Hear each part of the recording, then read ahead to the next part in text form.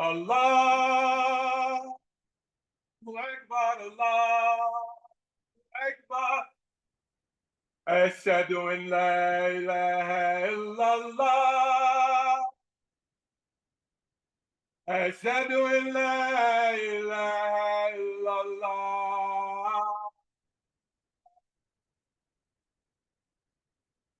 Ashhadu anna Muhammadan Rasulullah.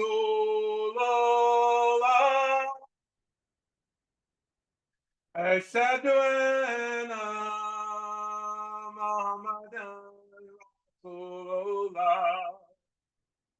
Hayya ala salah, hayya ala salah, hayya ala falah.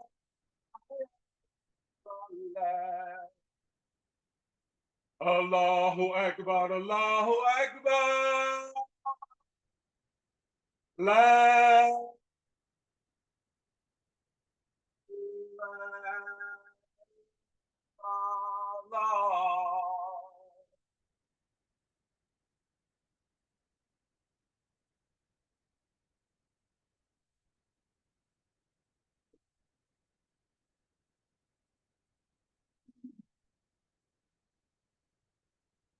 نحمده ونصلي على رسوله الكريم أما بعد فأعوذ بالله من الشيطان الرجيم بسم الله الرحمن الرحيم السلام عليكم ورحمة الله وبركاته.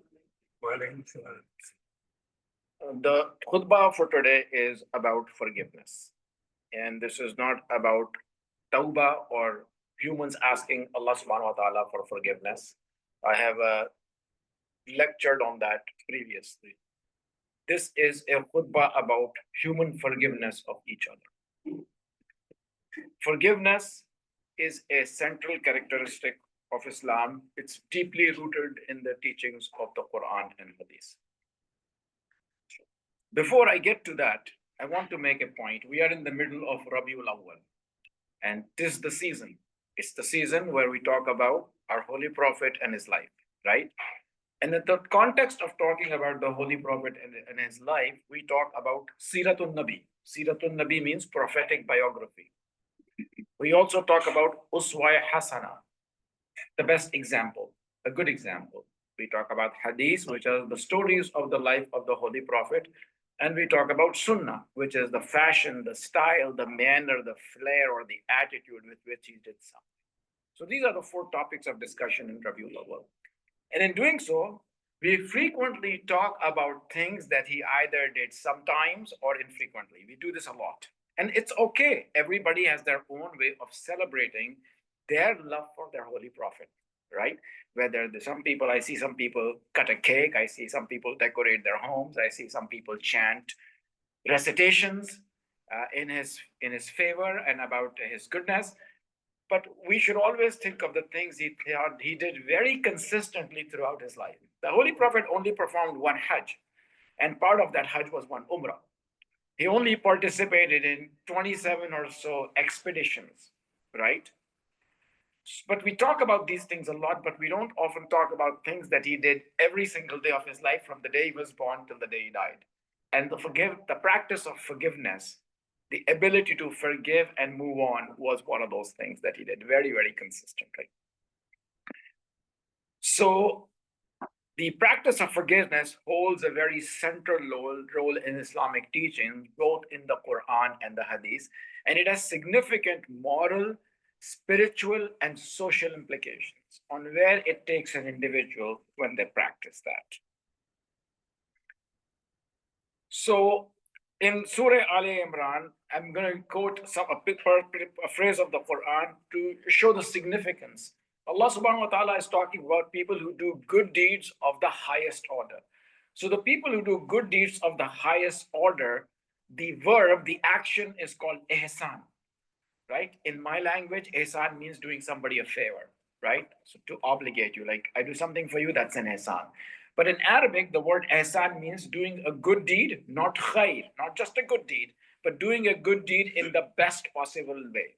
A good deed of the highest order is ihsan, and the people who performs a good deed, the highest order, is a muhsin. So Allah subhanahu wa ta'ala says that of the people who are The people who are bound for Jannah, allazina yunfiquna fi sarra'i wa dharra'i. These are people who spend whether they're tight or whether they're affluent, whether they are in a state of financial despair or whether they have plenty. Yeah. الذين ينفقون في السراء والضراء والكاظمين الغيظ. They are the people who suppress their anger, because in daily activities of life, in activities of daily living, there are many times when your temperature is going to come to that heat, boiling point even, right? وَالْكَاظِمِينَ الْغَيْظِ. They suppress their anger. وَالْعَافِينَ عَنِ النَّاسِ. And these people forgive other people. وَاللَّهُ يُحِبُّ الْمُحْسِنِينَ. And Allah subhanahu wa ta'ala loves the people who do these good deeds in the best possible way or in the highest order. And Hadith supports this forgiveness tremendously. So there is not a charity that decreases in wealth, nor a forgiveness that decreases the honor. Because when you forgive somebody, some people might think that it is a sign of your weakness. The only option you have is to forgive. So because you only have the option to forgive, you are forgiving, forgetting, and moving on, because you don't have the power to avenge the impudence or insolence or the atrocity committed against you. And Allah, and the hadith goes on to say that Allah does not increase the honor of any, does nothing but increase the honor of somebody who pardons and forgives somebody for the sake of Allah. So what is forgiveness? The khutbah is about human forgiveness, not about tawbah, but human forgiveness of each other. Forgiveness is nothing but a deliberate, thoughtful, and measured response of letting go your anger, your frustration, your feeling of vengeance and wrath toward an individual or a group of people. And this is regardless whether they are worthy of punishment. They might be worthy of punishment. That's a separate issue. But forgiveness is your ability and desire, and very measured and thoughtful understanding that to let go of something that has been done against you, regardless of whether that person is deserving of forgiveness. Forgiveness is not glossing over, decreasing the magnitude, or forgetting something that has happened against you. It's not minimizing what has been done. It's not what is minimizing. Forgiveness is not reconciliation either. However, it opens the door for reconciliation, but it's not reconciliation. It doesn't obligate you to go shake hands, sit down and eat a meal with the person, but it does open the door for it. Forgiveness does not relieve the other person of the moral, social, and legal accountability. Somebody slaps you, you may forgive them, but you can still leave the compensation to Allah subhanahu wa ta'ala. Your forgiveness is your ability to move forward with your life. It does not relieve the other person of the moral, the social, the spiritual, and the legal obligation. Somebody hits your car and rear ends it. They apologize, you forgive them, but the insurance still has to pay. It still has to be on their record. There's no getting out of it, right? Okay, but it does open the door for forgiveness. What does it do for a person? It brings you immense peace of mind, calmness of your heart, and it relieves you of the corrosiveness of your own anger. Your anger is very self-corrosive. It's like taking a little piece of mercury and planting it in the tree. It's going to eat it up over time. It's a poison. Grudge is a poison that you drink, hoping somebody else is going to die. Okay? So don't drink the poison of grudge, hoping that somebody else is going to die. It empowers you. It empowers you to relinquish yourself of the control somebody else has on you. Your anger towards somebody is you giving them the rein in your neck, in their hand, and saying, yes, lead me around. Make me do what you want to do. When you do that, you are nothing but a slave to your anger. Your anger is defining you and your life. So allowing yourself to forgive relinquishes the control somebody else has on you and redirects and focuses your energy on something very positive. Somebody may hurt you. It may be somebody you love. Somebody may cheat on you.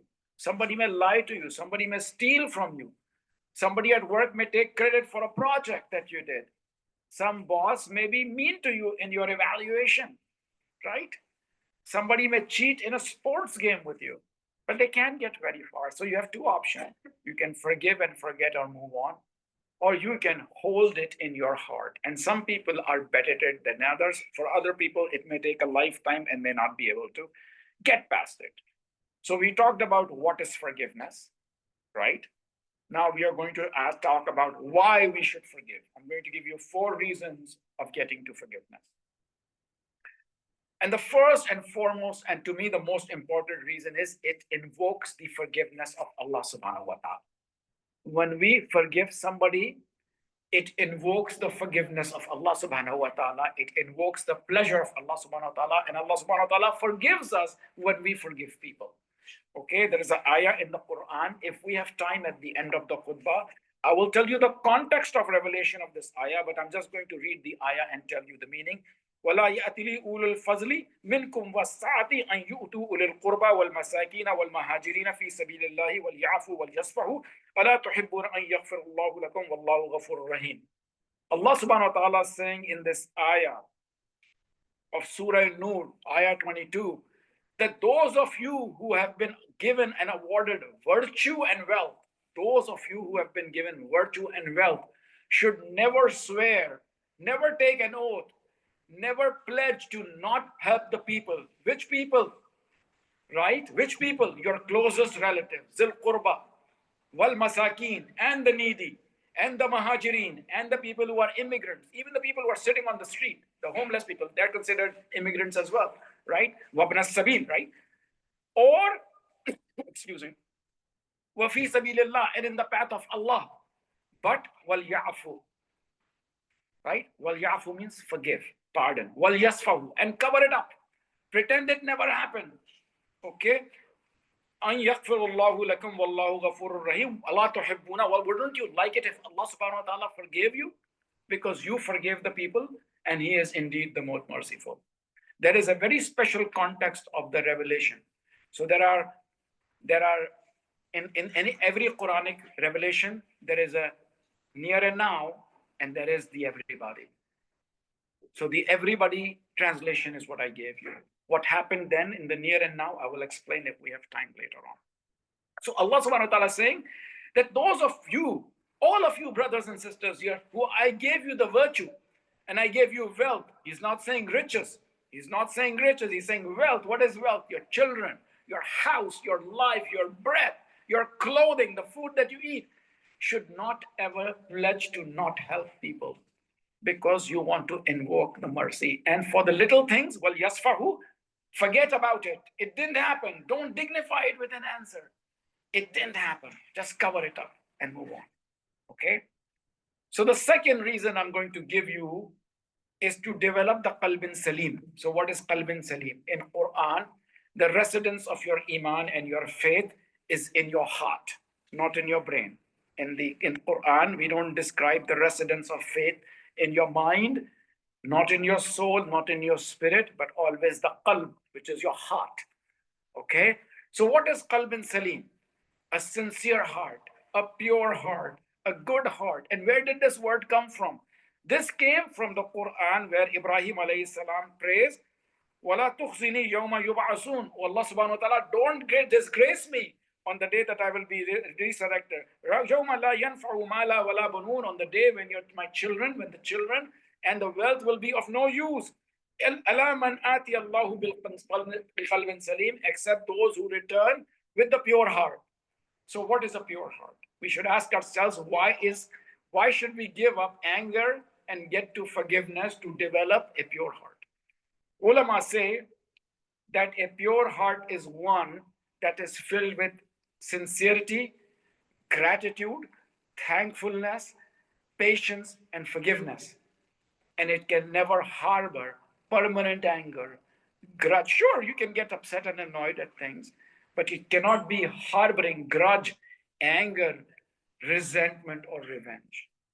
And why do we need to get it? Because on the day of judgment, the qalbin salim are the only people who are going to get through, not the people who are harboring. And there is a hadith that supports it, which is the third reason. The gates, the Holy Prophet said, sallallahu alaihi wasallam, the gates of paradise are open every Monday and Thursday, and all of you are being paid forward. You haven't gotten there yet. And Allah subhanahu wa ta'ala says, admit all of the people who are my servants. So you are in service of Allah subhanahu wa ta'ala. You pray, you fast, and even above praying and fasting, your mamlad, your dealings with people are good. But even if you are in service to Allah subhanahu wa ta'ala, today you are being promised Jannah except for the two people. So he says the gates of Jannah are opened every Monday and Thursday, and all of my servants are admitted except the two people who are harboring a grudge against each other. Allah subhanahu wa ta'ala says, hold them back until they resolve it. And again, hold them back until they resolve it. So everybody, so you could be in service to Allah subhanahu wa ta'ala. But if you are holding a grudge, you are not being given that future gift today in your life, right? So that is why getting to it is so important. The fourth reason is that it is in the sunnah of our prophet. The hadith says, do not harbor a grudge, nor enmity, nor resentment against each other. Don't turn your backs on your brothers and sisters. And no Muslim should take longer than 3 days to not, it's not lawful for a Muslim to not talk to his brother or Muslim sister for more than 3 days.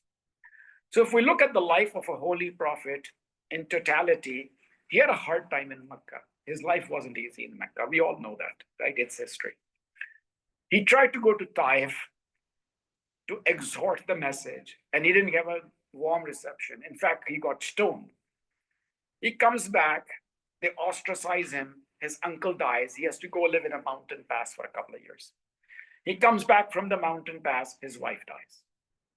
They ostracize him, they put a bounty on his head. He has to go to Medina to find safety. But in all of this, he doesn't harbor a grudge or anger or an evil or a resentment. And I'm going to tell you a story at the end of this khutbah to describe how he dealt with them. The fifth reason I'm going to give you is that life is a constant battle. It's a struggle, right? So think about this. You might say, I'm a perfect human being. I do good deeds. I don't fight with anybody. I don't harbor resentment toward anybody. If you're driving on the road, you could be the best and perfect driver. You could be defensive driver. You could be the driver in driving Miss Daisy, but somebody's going to rear end you. Somebody's going to sideswipe you. You don't even have to be driving. You could be parked outside the masjid and somebody could hit you. So in this world, people are going to test you. This world is a test. There's going to be trials and tribulations all the time. So how do we respond to those trials and tribulations? Do we think of them as worldly? That you are going to be tried. There is no question about it. This whole world, this whole life is a trial. It's written in the decree of Allah subhanahu wa ta'ala. Whether you're good or bad, it doesn't matter. How do we deal with the test? Do we deal with the test with flying colors? Or do we fail the test by getting angry and holding grudges? It is the divine decree. And the sixth point to understand is that nobody is perfect, right? People are at different levels of progress continuum in their emotional, spiritual maturity. You find somebody, they get angry very quickly and they let it go after a long time. You find somebody, they get angry very quickly, but they also cool down very quickly. You find somebody, they get angry very, very late, but they hold it forever. And you also find people who get angry almost never, and they're quick to let it go. And you'll find these type of personalities all the time. But where you are in your progress continuum of maturity, emotional and spiritual growth, you can easily judge by how quick you can get to forgiveness for that person. So just remember, it is a sign of your own spiritual growth. Maybe somebody has not grown as quickly and as far as you have, but we have to get to forgiveness. And then the last point I want to make is, how do we get to forgiveness? Getting to forgiveness is a 4-part project. Getting to forgiveness is a 4-part project. Acknowledge what has happened. Don't pretend it didn't happen. Acknowledge what has happened. We're going to explain each one of them. Discover the lessons you learned from it. Discover the lessons you learned from it, because it should not go to waste. Take the counsel of somebody who is a highly trusted and sincere partner or a friend. Don't suffer in silence alone. You may have unresolved issues. And practice meditation and prayer and acknowledgement and mindfulness to get past it. So, what is acknowledging what has happened? Take a moment, take a breather, think about it, dwell on it, ponder on it, reflect on it, understand why you reacted the way you did, understand why the other person reacted the way they did. Could you have done something differently? Could you have created a circumstance where the other person would have reacted differently? By allowing yourself to define the anger, you allow yourself for the anger to not define. So that is the first step to get to forgiveness. The second one is to discover the lesson you have learned. What did you learn about yourself, your boiling point, right? You have a boiling point. You get hot, you get heated, and at some point you boil over. What is your boiling point? Did you learn that about yourself? Did you learn what triggers you? Could you have done anything differently on that occasion? Are you going to set different boundaries with that person or under those circumstances? How does it change your trust of other people or that person in the future? Have you been scarred forever? The third process is taking the counsel of somebody that you trust. Now, I want you to know this is very important because I grew up in an Indo-Pak culture, but in the Indo-Pak and Arab culture, there is a lot of cover up and there is a lot of shame. I just want you to know that I'm acknowledging that, and it's completely negative. And I want to start to tell you the importance of seeking counsel of a trusted one by telling you the story. When the angel came to the holy prophet in the cave of Hira, he was distressed, he was distraught, he was nervous, he had a fever. He ran up the mountain thinking he might throw himself off the cliff because he was so worried for his life. He ran home and he sought the counsel of his beloved wife, right? A trusted partner or a friend, a sincere friend, the mother of all mu'mineen. And what did she say? Allah subhanahu wa ta'ala will not disappoint you. Why? Because you stand up for the oppressed. You are hospitable to the traveler. You help the needy and the poor. You are kind to strangers. You always speak up for the truth. You never lie. It's because of these 6 attributes. So a good counselor or a friend or a trusted partner will not make light of the situation, will not make fun of you, will be very supportive. In Islam, what we say is you shouldn't mourn the death of somebody for more than 3 days. You shouldn't shout and scream and cry loudly. And some cultures have translated that into saying that if you go under any stress or calamity, hide it, cover it up, don't discuss it. Unfortunately, it has led to the mishap of many teens who need support, teens who are struggling with gender issues, teens who are struggling with sexuality issues, teens who are struggling with alcoholism, with drugs, with violence. We can't hide it, we can't cover it, we can't not discuss it. We have to allow the dialogue where they can come to us in a safe environment and we can help them. So that is very important. And it is the example set by our holy prophet and his wife in the very first encounter with the angel, with Islam. So remember that there is great value in counseling. And then the last practice is the practice of meditation and mindfulness. So, what is mindfulness? Mindfulness is being aware of yourself, your breath awareness, your conscious awareness of where you are at any given moment in that time and presence. And meditation is nothing but dua and zikr and ibadah and wazifa. What did the Holy Prophet do before he came into prophethood? He meditated and he did zikr for several years in the cave of Hira. So it is all part of the Islamic practice. We will pause for dua before we conclude the book.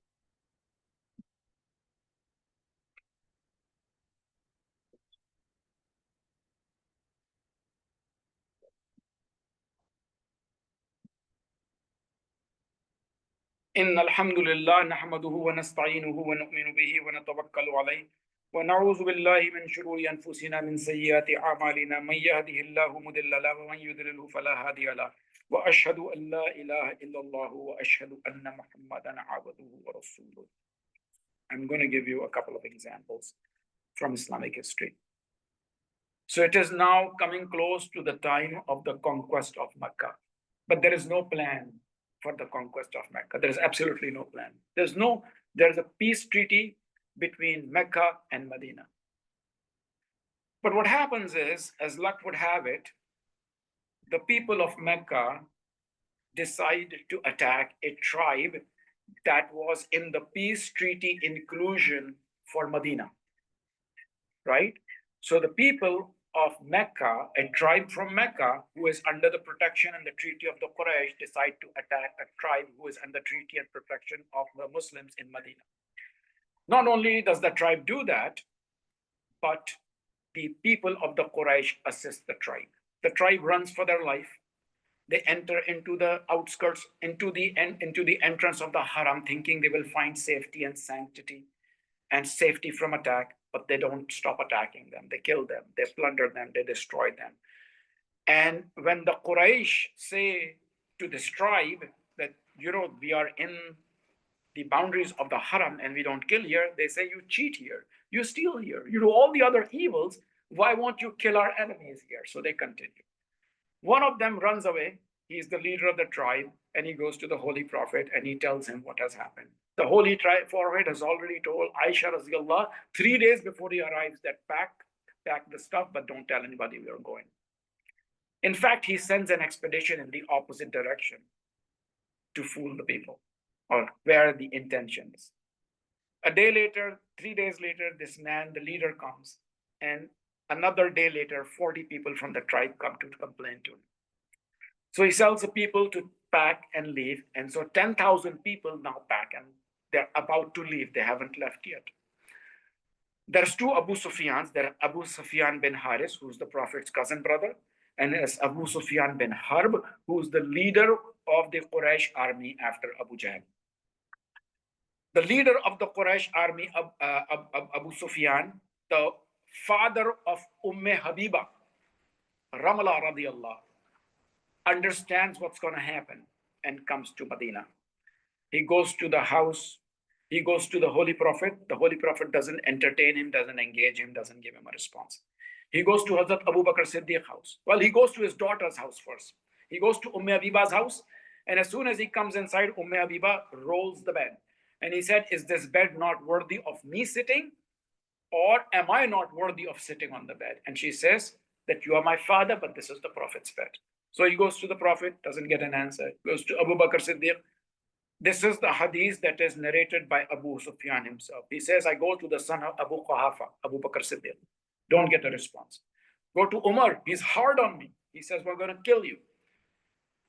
He goes to Usman Ghani, who's soft-spoken, no answer. He goes to Ali radiallah, who's softer and kinder. He says, why don't you go to the masjid and declare amnesty for everybody from your side? So he asked Fatima radiallah that, can you ask? And Hassan radiallah is crawling on all fours. Can you ask this child to declare amnesty? And she said, we have a leader. And the child is not grown up yet. I can't do that. So he goes to the masjid, he announces amnesty, and he goes back. And so now 10,000 men are going to walk to Mecca.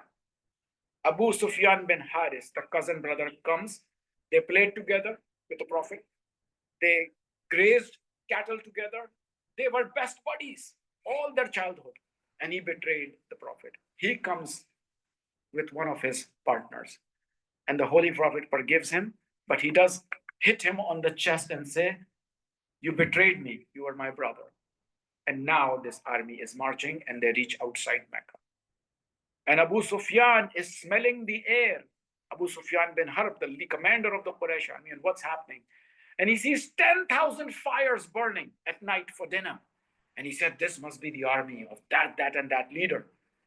And Abbas Raziallah, who only came a week before and joined the Holy Prophet, the Prophet's uncle, says, it's not them. He overheard him. And he said, this is the army of the Prophet. And he is riding on the Prophet's mule. So he says, the only way out of this, Abu Sufyan, is sit on the mule behind me. Let's go to the Prophet's camp and ask for a peace treaty. So he sits on the back of the mule, and now they're riding into the Muslim army and getting deeper and deeper. And whenever they go by a dinner fire, a campfire, the people say, who is it? And then they recognize the Prophet's mule and his uncle, and they let them pass. Except when they come to the tent of Umar. Remember, these people are all related.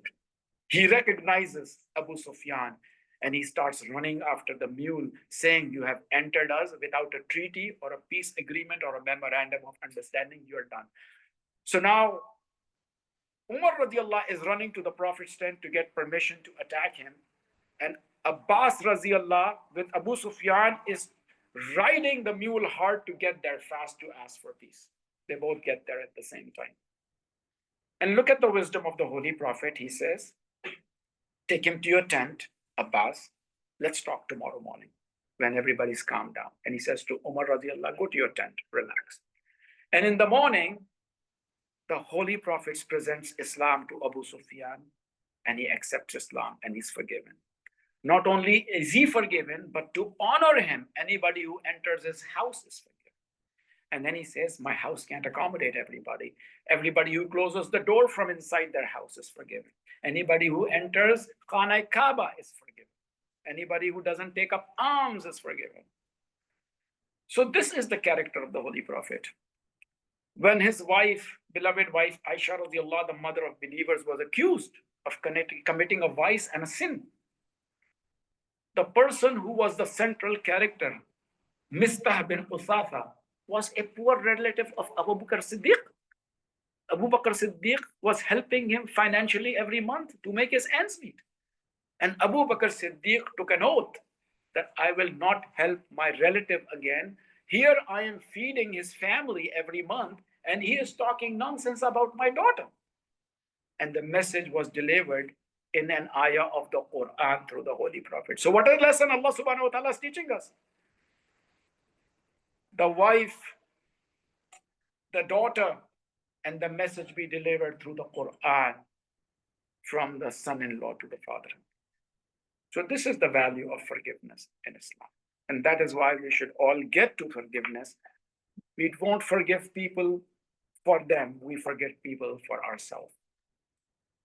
اللهم اهدنا فيمن هديت وعافنا فيمن عافيت وتولنا فيمن توليت وبارك لنا فيما أعطيت وقنا واصرف عنا شر ما قضيت فإنك تقضي بالحق ولا يقضى عليك إنه لا يذل من عليك ولا يعز من عليك تباركت ربنا وتعاليت نستغفرك ونتوب إليك اللهم اغفر لنا وللمؤمنين والمؤمنات والمسلمين والمسلمات اللهم انصر Islam wal Muslimin fi kulli makan. Special prayer for our brothers and sisters who are oppressed in Islam everywhere in the world. It's a very special prayer for our brothers and sisters and children in Gaza who are facing genocide and oppression. May Allah subhanahu wa ta'ala relieve them of this difficulty and make them successful in their journey towards freedom. May Allah subhanahu wa ta'ala forgive the people who are deceased. May Allah subhanahu wa ta'ala give cure and complete and quick recovery to people who are sick and keep our children safe in the bounds of Islam and give us prosperity and peace and happiness. Ameen Ya Rabbal Alamin. Aqim as-salah. Allahu Akbar, Allahu Akbar. Ashhadu an la ilaha illallah wa ashhadu anna Muhammadan Rasulullah. Hayya ala salah, hayya ala falah, qad qamatu salah, qad qamatu salah. Allahu Akbar, Allahu Akbar. La ilaha illallah.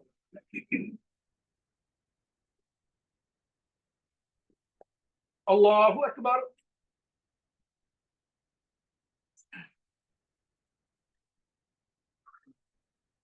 Alhamdulillahi Rabbil